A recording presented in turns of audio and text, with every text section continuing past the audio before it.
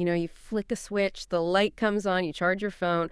We rely on electricity constantly, every single day. But do we ever really stop and think about the whole system behind it, the rules, the laws that make sure it all works? Or maybe more importantly, what happens when it doesn't work? Today, we're going to sort of peel back the curtain on a really key piece of that system here in South Africa. It's the Electricity Regulation Act of 2006. People often just call it ERA 2006. And our mission, really, in this deep dive is to try and make sense of it, to demystify this pretty critical law, give you a clear, hopefully engaging shortcut to understanding what holds up the country's electricity supply. So whether you're just curious or maybe you're even studying energy law, we want to make this accessible. Absolutely. And it's foundational, really. This act, it officially kicked in back on August 1st, 2006, though it's been amended a bit since then. It's essentially the master plan for the whole electricity supply industry in South Africa. It lays out this comprehensive framework, covers everything, from generating the power in the first place, sending it across the country, transmission, distributing it locally, right down to the actual supply that gets to your house. That local bit is often called reticulation. So yeah, it's the blueprint for keeping the power flowing stably and ideally fairly. Okay, let's unpack this then. Why was this act actually needed back in 2006? South Africa had some pretty big energy challenges then, didn't it? Supply issues, access issues. What problems was this law trying to fix, and what kind of energy future was it sort of aiming for? Yeah, you're right. The core idea behind ERA 2006 was to bring some, let's say, order and fairness to the electricity sector. It set up a national regulatory framework, and it put the National Energy Regulator, or NER, in charge as the main custodian and enforcer of that framework. So the regulator oversees all the key activities. We're talking generation, transmission, distribution, also trading electricity, and importing or exporting it. And the main way they do that is through licenses and registrations. The Act was pretty clear about its vision, too. It laid out these key objectives, 7 of them, actually. First, it wanted efficient, sustainable development of infrastructure. Basically build enough power capacity and do it smartly. Second, and this is crucial, protect the interests of electricity customers, both now and in the future. Thinking about governance, efficiency, long-term stability. It wasn't just about the big players. It was really about the end user, about you. Third, it aimed to, make the sector attractive for investment. Money coming in for growth. Right. Sure. But it wasn't just economics. A really big one was facilitating universal access to electricity. That's more than just policy talk. It's a legal push to tackle those historical inequalities, get power to everyone.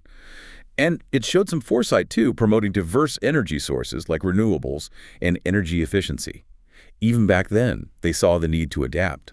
Plus, fostering competition, giving customers more choice, and finally, trying to strike that fair balance, between customers, the suppliers, the investors, and the public interest. Okay, so if we boil that down, what does it really mean for people? It's not just about the lights staying on, is it? It sounds like it's about how the power gets delivered, who benefits, who pays, things like electrifying rural areas, the push for solar and wind, even how your monthly bill is structured. This act is sort of the legal engine behind all that. Exactly. It's the blueprint that tries to balance economic needs with social fairness.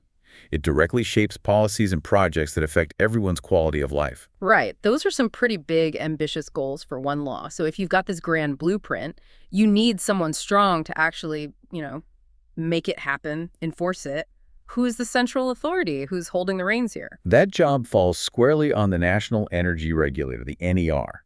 Now, the NER itself was actually set up by a different law in 2004. But ERA 2006 specifically named it the custodian and enforcer of the whole electricity regulatory framework. You can think of them as the main referee, Okay. the rule setter for the whole electricity. Okay, the referee. Got it. And they have a wide range of powers and duties. They're the ones who look at applications and issue licenses for all those activities we mentioned: generation, transmission, distribution, import, export, trading. And crucially, the NER sets and approves the prices and tariffs. That's what directly hits your pocket. Right. The big one. Yeah. They also register entities that maybe don't need a full license, but still need some oversight. They issue rules to put national energy policy into action, including the Integrated Resource Plan that's the country's long-term plan for electricity. Plus, they monitor how well licensees are doing, enforce the rules, step in to mediate disputes, say, between a generator and Eskom, or between Eskom and customers. They can investigate licensees, too. And importantly, to make sure they're not just operating in a vacuum, they set up advisory committees and customer forums. So the public and stakeholders get a voice. That sounds like a huge mandate, a lot of responsibility. So you mentioned the Act uses two main tools for control, licensing and registration. Can you break that down a bit more? What's the actual difference and who needs which one? It seems kind of crucial. It is crucial. The Act is very clear. If you're a major player involved in operating generation facilities or transmission or distribution systems, or if you're importing, exporting, or trading electricity, you absolutely must have a license from the regulator. Trying to do Right. any of that without a license, that's prohibited. Big penalties involved. These licenses are for the large-scale, high-impact operations. Okay, that makes sense for the big guys. But what about smaller operations? Like say someone puts solar panels on their roof or a business has a backup generator. Do they need to go through the whole licensing process too? That seems like a lot of red tape. Good question. And no, not necessarily. Hmm. This is where the Act gets a bit more nuanced, and actually it's designed to allow for smaller scale stuff without overwhelming people. Mm. There are specific activities that are exempt, either exempt from both licensing and registration, or exempt from licensing but still needing registration. So generally speaking, if you're just using a generator for backup, only when the main supply goes down, you're likely exempt from both. Same if your system is completely off-grid, no connection at all. Also, smaller facilities, the threshold is typically 100 kilowatts that generate power mainly for your own use and are properly connected according to the technical standards, the code. Mhm. They're usually exempt from needing license, but they do need to be registered by the local distributor. Ah, okay. So registration, but not a full license for, say, typical rooftop solar. Often, yes, that's the case for many homes and small businesses. It simplifies things. But registration is still important for the distributor to know what's connected to their network. However, there are other cases where you might avoid the full license but definitely do need to register. This usually involves interacting with the grid more actively. For example, if you generate power and sell it to someone else by wheeling it, sending it through the grid, essentially you'll need to register and have a proper connection agreement. What about just using your own generated power but still being grid tied? Right. If your facility is connected to the grid, but you're not exporting power back to it or importing from it, just generating for yourself, you typically still need to register with the regulator. It ensures they have oversight for grid stability, even if you're not a big commercial seller. There are also provisions for demonstration projects and resellers under specific conditions.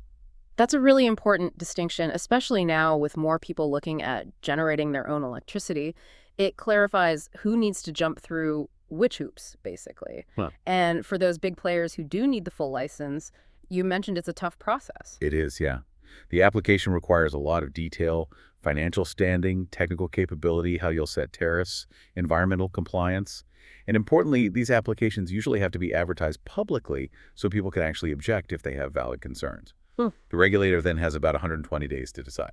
Okay, so once a company gets that license, it's not like they can just do whatever they want, right? You said it comes with conditions. What kind of rules are we talking about? How do they affect the market and, well, us? Oh, definitely not a free pass. Licensed operations are very closely watched. The conditions attached to a license can be incredibly detailed. They show how much control the regulator has.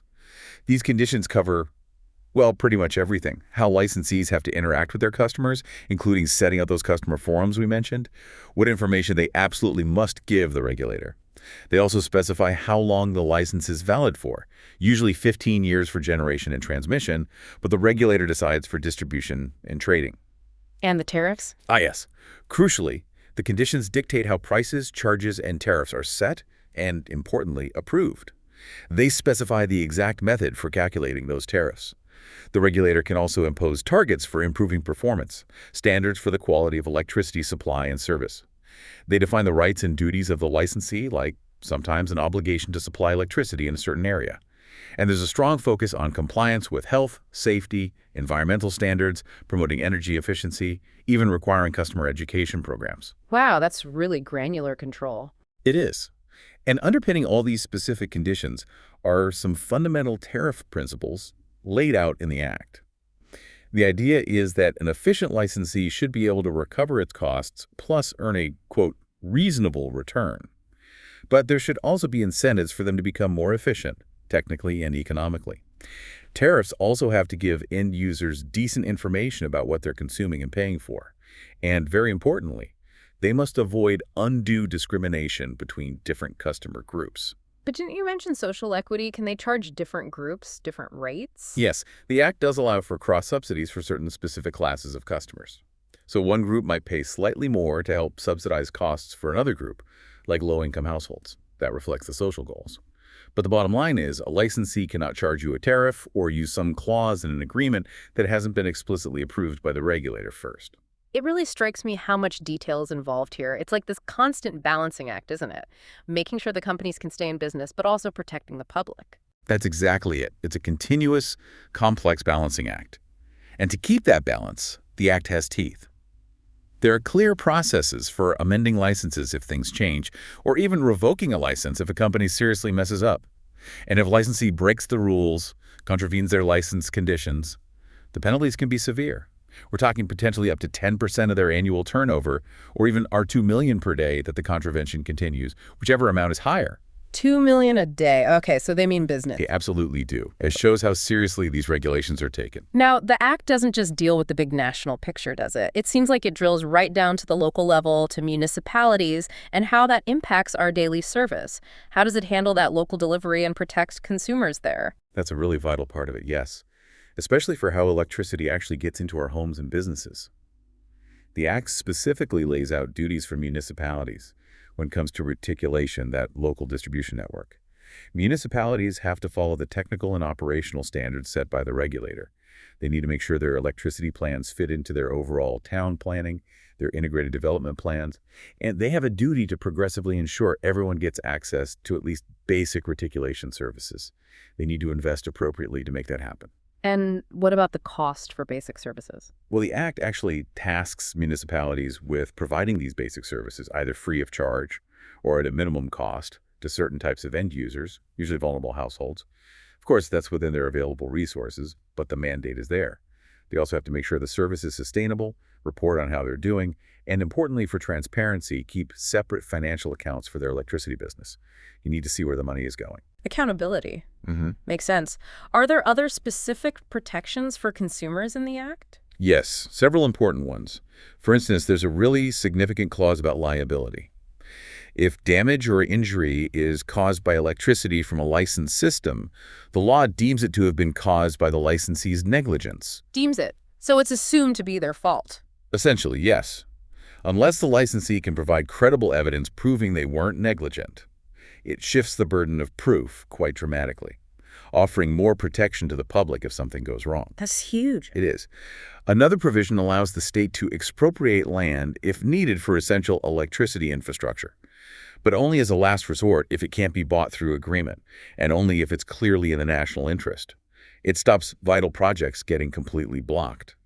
The Act also clarifies that things like power lines or meters installed on private land remain the property of the licensee. They can't be seized if the landowner has financial trouble, for example. Protects the grid infrastructure itself. And finally, non-discrimination is key. Licensees generally can't discriminate between customers on access, tariffs, or service conditions without a very good objective reason. And they can't just cut off your supply arbitrarily. There are specific conditions that must be met, like non-payment after proper process. So, putting it all together, this act really is more than just regulating big companies. It's like a safety net, ensuring basic services, fair treatment for consumers, and it helps build the infrastructure we all rely on. It really treats electricity like an essential public service. That's a very good way to put it. Okay, so we've talked about the day-to-day running, the rules, the consumer side. But what about the future? How does ERA 2006 look ahead? How does it guide where South Africa's energy comes from, especially with all the changes happening, like renewables? This is where the Act gets quite strategic, particularly Section 34 on new generation capacity. It gives the minister, after consulting with the regulators, some powerful tools. The minister can determine when new power plants are needed. And, very significantly, they can determine what types of energy sources must be used. So they could say, for example, the next round of generation must include X% from solar, Y% from wind. They also get to decide how the electricity from these new plants is bought and sold, who buys it. So the government can steer the energy mix directly. Precisely. But crucially, the Act mandates that this new capacity has to be procured through processes that are fair, transparent, and competitive. Tendering procedures, basically. And it explicitly provides for private sector participation. Ah, so it's not just state-led building. No. The idea is the government sets the strategic direction, maybe pushing hard for renewables to meet climate goals, but then uses competitive tenders to get private companies to actually build and operate those plants, hopefully efficiently. And when the regulator issues the licenses for these new plants, they are bound by those decisions made by the minister about the energy type and procurement. Interesting. So it combines central planning with market mechanisms. Exactly. And to keep the whole framework up to date, the Act allows the minister and the regulator to issue a whole range of detailed regulations, rules, guidelines, codes of conduct, codes of practice. This allows them to respond to new technologies, changing environmental standards, market developments, technical requirements, without having to amend the main Act every time. Often, these lower-level regulations involve public consultation too, keeping it adaptive. It really shows the act wasn't meant to be set in stone then. It's designed as a living framework, something that can evolve as the energy world changes, pushing for innovation, diversity, smart development. That's the intention, yes, to provide a stable but flexible foundation. Well, this has been a really insightful journey through South Africa's Electricity Regulation Act of 2006. We've covered quite a bit its core purpose, the huge role of the National Energy Regulator, that key difference between licensing and registration, the detailed conditions and tariff rules, those vital consumer protections that reach right down to the municipal level, and how it strategically plans for new power generation, trying to future-proof our energy supply. Indeed. I think what stands out is just how comprehensive this act aims to be. It's trying to juggle so many things, the technical and economic needs of a modern energy system, ensuring reliability, but also these really important social goals like universal access and fair treatment for consumers. And increasingly critical now, the environmental side, pushing for diverse and cleaner energy sources. Good. It's a complex balancing act codified in law. Absolutely. So as we finish up this deep dive, here's something to think about. How does a single law like the Electricity Regulation Act do more than just manage a utility? It actively shapes how the country develops, it impacts our climate targets, and it touches the quality of life for every single citizen. Bigger than that, what does this mean for the future of energy? Especially as technology like solar, batteries, smart grids, and even our energy demands are changing faster than ever before. It really challenges the foundations of how we've always thought about powering our world, doesn't it?